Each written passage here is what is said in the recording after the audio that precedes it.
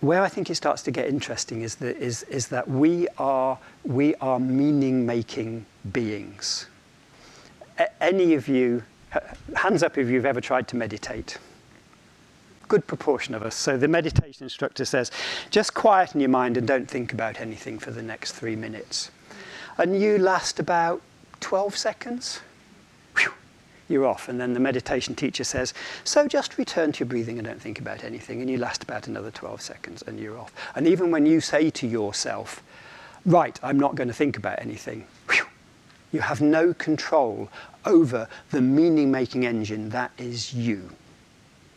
So we're at it all the time. It's fantastic. But how we make meaning, how we make sense of things, is the crucial ingredient for leaders and for the development of leaders. So this wonderful capacity gives us the opportunity to deal with some of the issues that we create, that we face. Of course, it's also, flipping the coin and looking at the other side of it, it's also the capacity that creates so many of our problems in the world, so many of our dilemmas that face us.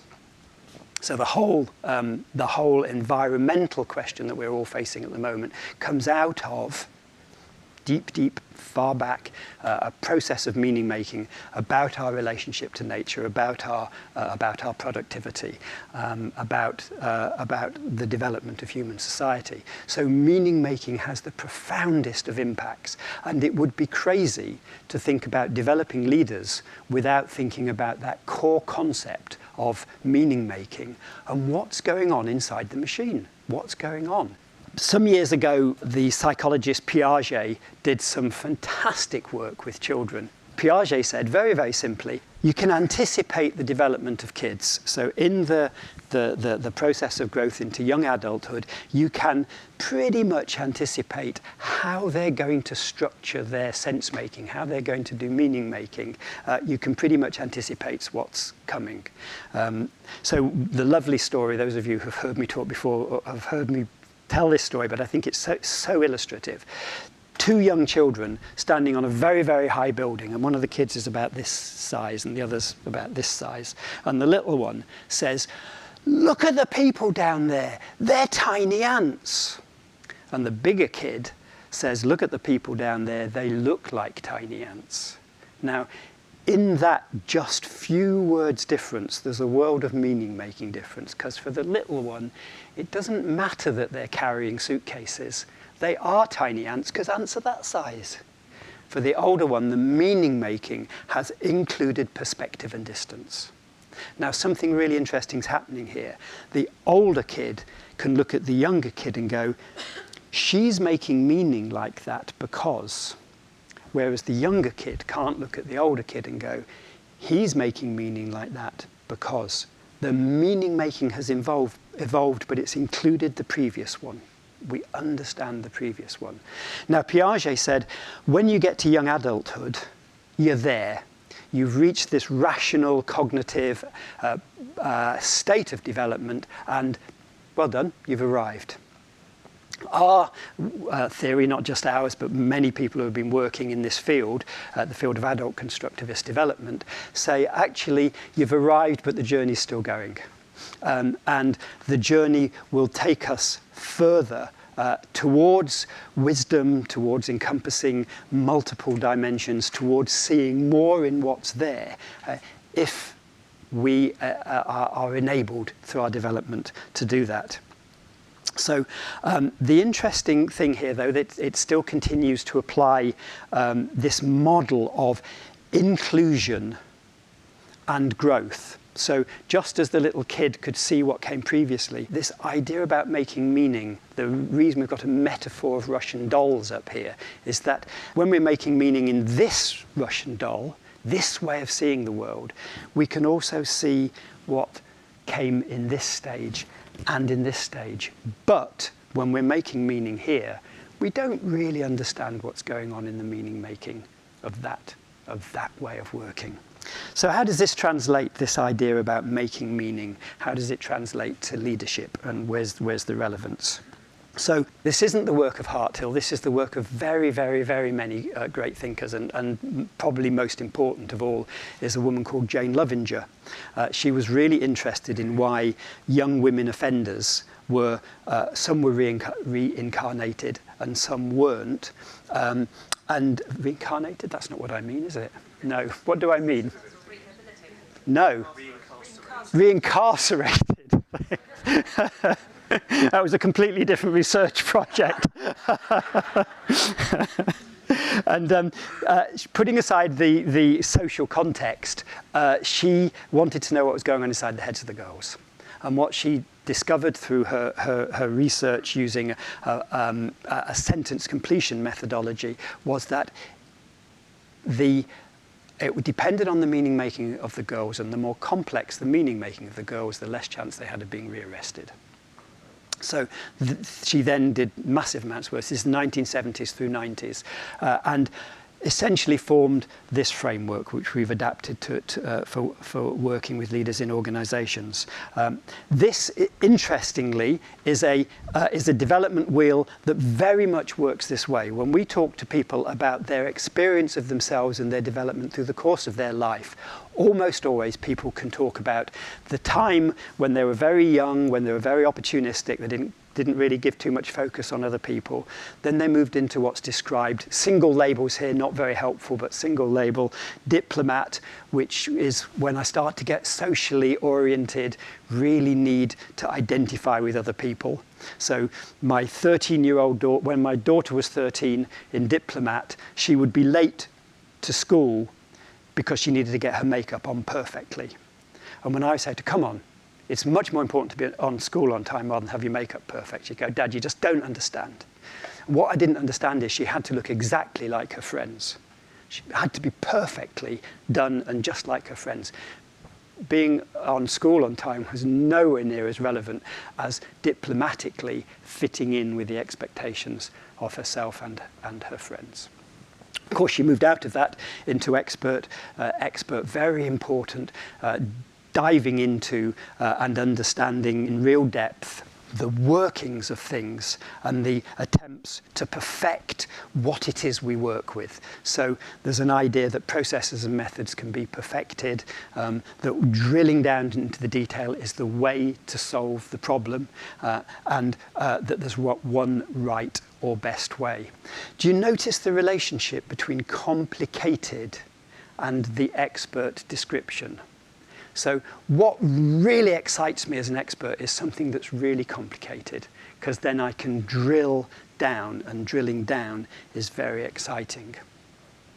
Of course, each of these ways of making meaning has an upside, and the upside is the development that comes with this. The downside is a certain tendency towards dogmatism, a certain tendency to see the world as this or that, and this last point, my view of the world makes most sense. So developmentally, to be in one's mind and to believe that the way that I see the world is the way the world is a very significant developmental position to take with real consequences. So of corporate leaders that we've profiled, about 13% profile at expert. The achiever leaders are massive in terms of organisations. And my colleague Philip describes the achiever action logic, and we describe these ways of making meaning as action logics, the logics behind our action. Describes this action logic as being the kind of pinnacle of our society, that we have built a society which is very much about what we might achieve, what we might structure, what we might deliver, what we might create.